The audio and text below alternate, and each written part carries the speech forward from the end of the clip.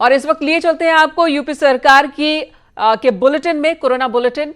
इस वक्त मुख्यमंत्री जी ने ग्रामीण अर्थव्यवस्था और रोजगार उपलब्ध कराने के लिए कामगारों को, मजदूरों के लिए बनाई है। इस कमेटी में एपीसी साहब और 4 प्रमुख सचिव वरिष्ठ लगाए गए हैं। यह समिति ODOP, one district one product के तहत रोजगार सृजन के साथ साथ बैंक के माध्यम से जो लोन मेले आयोजित होते हैं वो भी सुनिश्चित करेगी। इसके अलावा रोजगार मेलों का जो आयोजन होगा तो उसमें लोग अधिक से अधिक रोजगार प्राप्त करने का अवसर भी प्राप्त करेंगे। ये किस रूप में कब होगा, ये अब जो है जैसे व्यवस्था बनेगी, लॉकडाउन जब भी खुलेगा तब इसकी फिर पूरी कार्य योजना बनाने के लिए मुख्यमंत्री जी ने आदेश दिया है। यह समिति रोजगार के ज्यादा अवसर कैसे सृजित हो इस पर सुझाव भी देगी। समिति एमएसएमई के तहत विभिन्न उद्योगों में रोजगार के अवसर सृजित करने की संभावनाएं भी तलाश करेगी। मुख्यमंत्री जी ने कहा कि रोजगार से अधिक अवसर सृजित हो, इसके लिए भारत सरकार ने रिवॉल्विंग फंड में भी जो बढ़ोतरी की है उससे महिला स्वयं सेवी संगठन जो समूह हैं उनकी विभिन्न गतिविधियों के लिए, जैसे सिलाई, अचार मसाला और जो ग्रामीण स्तर पर जो है अन्य रोजगार होता है उसके लिए रोजगार उपलब्ध कराने के लिए कार्य किया जाए। यानी भारत सरकार के जो रिवॉल्विंग फंड की जो बढ़ोतरी हुई है उसका प्रदेश के सभी महिला स्वयंसेवी समूहों को, उनको एसएचजीज को सहयोग लिया जाए। महिलाओं द्वारा निर्मित सामग्री के मार्केटिंग को भी उन्होंने आदेशित किया है कि ओडीओपी के जो आउटलेट्स हैं और ओडीओपी की जो योजना है उसके अंदर उनको सहयोग दिया जाए। उन्होंने कहा कि प्रत्येक जनपद में पुष्टाहार अब पहुंच चुका है, अतः बच्चों, किशोरियों, कन्याओं, गर्भवती माताओं के लिए डोर स्टेप डिलीवरी सुनिश्चित अवश्य कर ली जाए। ये चीज भी बहुत आवश्यक है कि हर बच्चे, हर माताएं, हर गर्भवती माता के लिए जो है डोर स्टेप जो है खाद्यान्न उपलब्ध, ड्राई राशन उपलब्ध कराया जाए। बैठक के दौरान माननीय मुख्यमंत्री जी द्वारा 20 अप्रैल 2020 से प्रदेश में जो उद्योगों को सशर्त अनुमति दी जानी है इसके बारे में उन्होंने आज 5 बजे शाम को वीडियो कॉन्फ्रेंस भी रखी है। जिलाधिकारी और कमिश्नर, पुलिस कमिश्नर और वरिष्ठ पुलिस अधीक्षक और पुलिस अधीक्षक और अन्य सभी वरिष्ठ अधिकारियों की इनपुट्स लेकर उनको आवश्यक निर्देश भी आज शाम 5 बजे की वीसी में दिए जाएंगे, जिसका भी आपको प्रेस नोट उस समय पर, तत्समय पर सूचना विभाग द्वारा दिया जाएगा। स्थानीय प्रशासन किस उद्योग को चलाए, हॉटस्पॉट्स को कैसे परीक्षण करे, हॉटस्पॉट्स का बफर जोन कैसे होगा, इसकी वो ठोस कार्य योजना अपने आप सुनिश्चित करेगा। और ये निर्देश उनके हैं कि ये जिला स्तर पर जो भी वरिष्ठ अधिकारी हैं पुलिस के और प्रशासन के, वो सुनिश्चित करेंगे।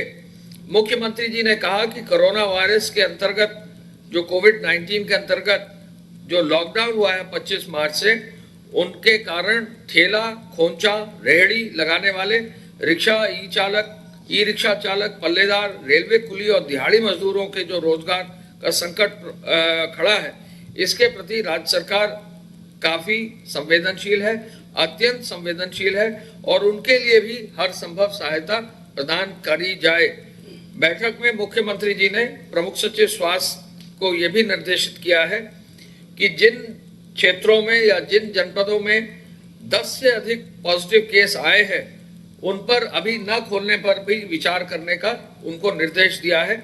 उन्होंने इस बात को बल दिया है कि जिन जनपदों में 10 या 10 से अधिक कोरोना पॉजिटिव के केस हैं उनको न खोलने पर भी अभी निर्णय होगा आज शाम तक और उस पर भी बताया जाएगा।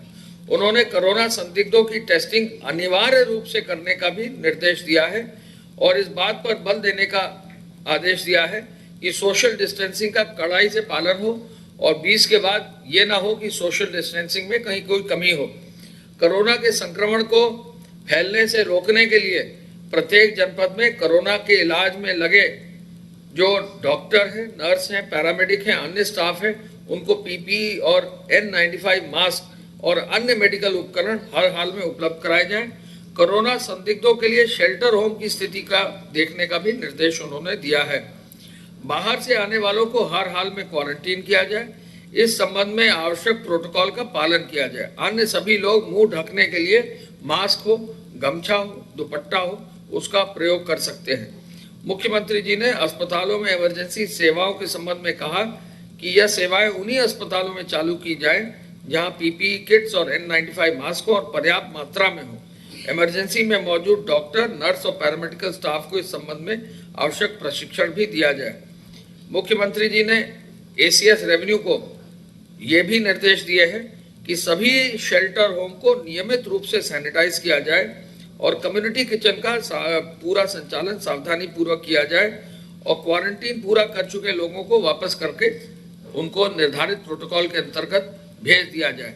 प्रशासन की देखरेख में भोजन वितरण जरूर किया जाए और उन्होंने यह भी निर्देश दिया है पशुओं के लिए कि आज उन्होंने बहुत स्पष्ट आदेश किया है कि चूंकि अभी कटाई का मौसम है और कटाई चल रही है, ऐसे में पर्याप्त भूसा उपलब्ध है, तो जो भी जनपद स्तर पर सरकारी संस्थाएं हैं या अन्य संस्थाएं हैं, निजी संस्थाएं हैं, वो प्रत्येक रूप से जहां गौशालाएं संचालित हो रही हैं, वो भूसे का और चारे की व्यवस्था करके एक जो बैंक होता है उसको बनाने की व्यवस्था सुनिश्चित करें। APC साहब की अध्यक्षता में कमेटी ने बताया कि कल 35,68,000 लीटर दूध का जो है वितरण हुआ है। कल 46,422 वाहनों से फल सब्जी का वितरण हुआ है। 21,827 कोरोना के संदर्भ में किराना जो स्टोर्स हैं उनके माध्यम से होम डिलीवरी की सप्लाई हुई है और होम डिलीवरी के लिए 50,810 लोग अब लगाए गए हैं। इसके साथ साथ उनको ये भी आज बताया गया कि हर हालत में हॉटस्पॉट की बस्तियों में, हॉटस्पॉट के एरियाज में भी डिलीवरी की जाए। इसके लिए अब तक 1393 डिलीवरी की व्यवस्था की गई है। उद्योग विभाग के माध्यम से आपको कल भी बताया गया था, आज मैं पुनः बताना चाहूंगा कि 6,651 इकाइयों को अब तक शुरू कर दिया गया है। इसके साथ साथ जो कर्मी जिनका वेतन बांटा गया है वो भी अब काफी संख्या बढ़कर 561 करोड़ रुपया बढ़ गया है 36,683 इकाइयों में। और इसके साथ साथ अब जहां भी इकाइयों में कहीं भी लोग बच गए उनकी जो है संबंधित इकाइयों से संपर्क करके वो कार्य भी किया जा रहा है। ये भी हम आपको बता दें कि 1,000 रुपए का जो वितरण 3 स्कीम्स में हो रहा है, अब तक कुल 248.50 करोड़ रुपया नगरीय और ग्रामीण क्षेत्रों में और निर्माण कार्य से जुड़े श्रमिकों को बांटा गया है। इसके साथ साथ हम ये भी आपको बताना चाहेंगे कि माननीय मुख्यमंत्री जी की हेल्पलाइन से अब तक 1,54,784 शिकायतों का डैशबोर्ड पर रिसीव किया गया है और 1,06,242 खान पान, दूध, सब्जी, राशन की थी, उनका निवारण कर दिया गया। जो दवा की दुकानों के और दवाओं के बारे में था उनका निवारण कर दिया गया है और इसके अलावा 46,404 संदिग्ध व्यक्तियों की जो शिकायत आई थी और ऐसे कॉलर्स की शिकायत आई थी उसको भी प्रत्येक का शिकायत का निवारण कर दिया गया है। एक व्यक्ति हैं श्री शंभू गुप्ता, जिला महाराजगंज के, उन्होंने मुख्यमंत्री हेल्पलाइन पर फोन किया जॉब कार्ड के लिए। 1,000 रुपए की आर्थिक सहायता नहीं मिलने के संदर्भ में शासनादेश पर उनको पात्र पाए जाने पर तुरंत आर्थिक सहायता दिया गया और वो बहुत ही संतुष्ट है। श्री शंभू गुप्ता, जिला महाराजगंज के। इसके अलावा मैं ये भी बताना चाहूँगा कि जो राजस्व विभाग के सेंटर्स हैं, कम्युनिटी किचन है और जो निजी कम्युनिटी किचन है, उनमें भी काफ़ी मात्रा में अब जो है खाद्यान्न के पैकेट्स बनाए जा रहे हैं और अब तक कल कुल मिलाकर 12,78,000 फूड पैकेट तैयार किए गए हैं। ये जो फूड पैकेट है 795 जिला प्रशासन के किचन से और 1303 जो है धार्मिक और स्वैच्छिक संस्थानों के किचन से किया गया है। यह जरूर निर्देश है कि जो भी वितरण अगर निजी लोग कर रहे हैं उसकी अनुमति जिला प्रशासन और संबंधित वहाँ पर जो भी स्थानीय राजस्व विभाग है उसका परमिशन अवश्य ले लेंगे। मैं इस अवसर पर यह भी बताना चाहूँगा कि काफ़ी हद तक जो कार्रवाई है गृह विभाग के माध्यम से उसमें भी काफ़ी तेजी से सुधार हुआ है और गृह विभाग की जो कार्रवाई है उसके अंतर्गत अब तक कुल मिलाकर काफ़ी हद तक जो ईसी एक्ट पे और कालाबाजारी में कार्रवाई हुई है उसमें प्रोग्रेस आई है। 457 ईसी एक्ट में एफआईआर दर्ज करके 575 लोगों के विरुद्ध अभियोग पंजीकृत कर 202 लोगों को गिरफ्तार कर दिया गया। मैं चाहूँगा कि प्रमुख सचिव स्वास्थ्य अपनी ओर से अपना ब्रीफ करना है। एक मिनट पहले इनको पूरा कर लें। धन्यवाद। प्रदेश में इस समय 959 एक्टिव केसेस हैं इन्फेक्शन के कोरोना वायरस से। कुल संख्या 49 जनपदों से 1084 और 108 डिस्चार्ज हो चुके हैं। 1084 108 डिस्चार्ज हो चुके हैं। 17 लोगों की इससे दुर्भाग्यपूर्ण मृत्यु हुई है। 959 एक्टिव केसेस हैं इस समय स्टेट में। जो हमारे आइसोलेशन वार्ड्स में लोग हैं उनकी संख्या है 1050। 1050 लोगों को हॉस्पिटल्स में आइसोलेशन वार्ड में रखा गया है और मेडिकल क्वारंटाइन फैसिलिटीज जो क्रिएट की गई हैं उनमें हमने अभी तक 10,234 लोगों को हमने मेडिकल क्वारंटाइन में रखा हुआ है।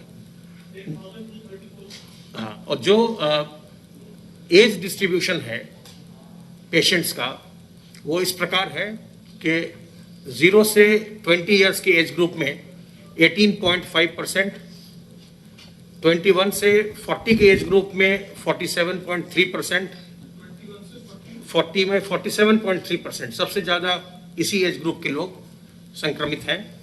41 से 60 में 24.7% और 60 से ऊपर वाले एज जो ग्रुप है उसमें 9.4% संक्रमित है। अगर हम पुरुष और महिला का अनुपात देखें तो पुरुष 78% संक्रमित हैं कुल में से और महिलाएं 22% हैं। जो हमारे त्रिस्तरीय व्यवस्था है L1, L2, L3 की, तो L2 और L3 में आप जानते हैं कि वेंटिलेटर्स की व्यवस्था भी है। L3 जो हमारे 6 अस्पताल हैं उनमें 40 या उससे ज़्यादा वेंटिलेटर्स मौजूद हैं। L2 में भी 5 से लेकर के 20 तक वेंटिलेटर हैं जिनको कि हर एक को बढ़ा करके कम से कम 15 वेंटिलेटर वहाँ करवाया जा रहा है, हर L2 में होगा। और L1 जो हमारा है जो CSCs में बनाया गया था उसमें भी माननीय मुख्यमंत्री जी के आदेश पर ऑक्सीजन की व्यवस्था वहाँ करवाई गई है। तो हर एक L1 में कम से कम 15 ऑक्सीजन सिलेंडर होंगे और 5 नेबुलाइजर होंगे और 5 हम वहाँ ऑक्सीजन कंसंट्रेटर की व्यवस्था भी करवा रहे हैं। तो हर स्तर पर ऑक्सीजन की व्यवस्था अवश्य उपलब्ध होगी। प्रदेश में हम लोगों को भारत सरकार से रैपिड टेस्टिंग किट्स प्राप्त हुए थे और रैपिड टेस्टिंग किट्स का भी उपयोग प्रारंभ कर दिया गया है। नोएडा से हमने इसका उपयोग प्रारंभ किया है परसों से, और उसके बाद जब थोड़े आंकड़े जमा हो जाएंगे फिर आपको हम बताएंगे कि उससे हमको जो सर्वेलेंस में क्या सहायता मिल रही है।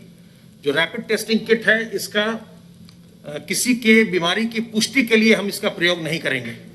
ये केवल हम सर्वेलेंस और इंडिकेशन के लिए प्रयोग करेंगे कि क्या किसी क्षेत्र में कोई इन्फेक्शन है या नहीं है। जो भी पुष्टि होनी है किसी भी व्यक्ति की, रोगी की, कि वो कोरोना वायरस से संक्रमित है अथवा नहीं है, वो जो अभी प्रयोगशालाओं में RT-PCR से टेस्ट हो रहा है उसी के माध्यम से ही किसी की पुष्टि हो सकेगी। जो रैपिड किट्स हैं उससे केवल हम सर्वेलेंस के लिए और इंडिकेशन का इस्तेमाल करेंगे। Thank you. इसमें कल एक प्रश्न पूछा था, कोविड केयर के फंड में कितनी धनराशि दी गई है, तो 204 करोड़ से अधिक अभी आ ही रही है और हम यही निवेदन करना चाहेंगे। 204 करोड़ से अधिक लोग जो है करोड़ रुपया जो है धनराशि जमा कर दी गई।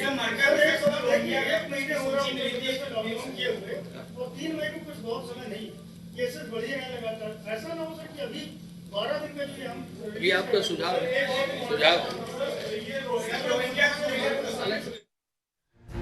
प्रेस कॉन्फ्रेंस इस वक्त उत्तर प्रदेश सरकार की ओर से सुना आपने कि जो कोरोना पॉजिटिव यूपी में जिनकी संख्या वो बताई गई कि 959 इस वक्त कोरोना पॉजिटिव केस हैं, एक्टिव केस हैं और पूरे उत्तर प्रदेश में, पूरे प्रदेश में 10,234 लोगों को क्वारंटीन किया गया है। रैपिड टेस्ट की बात उन्होंने कही, 2 दिन पहले से नोएडा में ये शुरुआत हो चुकी है, लेकिन इस किट से जो टेस्ट हो रहा है वो इस बात की पुष्टि नहीं करेगा कि कोई कोरोना संक्रमित है या नहीं है, बल्कि ये सर्विलांस के लिए इस्तेमाल किया जा रहा है। जो पुष्टि होगी वो इस वक्त जो टेस्ट लैब्स में हो रही हैं उसके रिपोर्ट के आधार पर ही पुष्टि होगी।